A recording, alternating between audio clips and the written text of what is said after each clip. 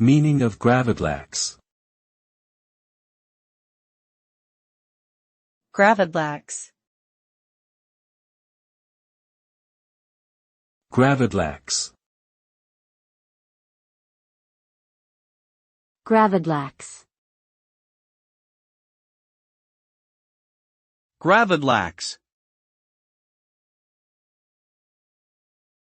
Gravadlax is a traditional Scandinavian dish made from raw salmon that has been cured with a mixture of salt, sugar, and dill. The word gravadlax is derived from the Scandinavian words gravad meaning buried and lax meaning salmon. This method of curing was originally used to preserve fish by burying it in the sand by the sea, but now the process usually takes place in a refrigerator. The result is a delicately flavored salmon that is firm yet tender, and can be served thinly sliced as an appetizer or on top of open-faced sandwiches.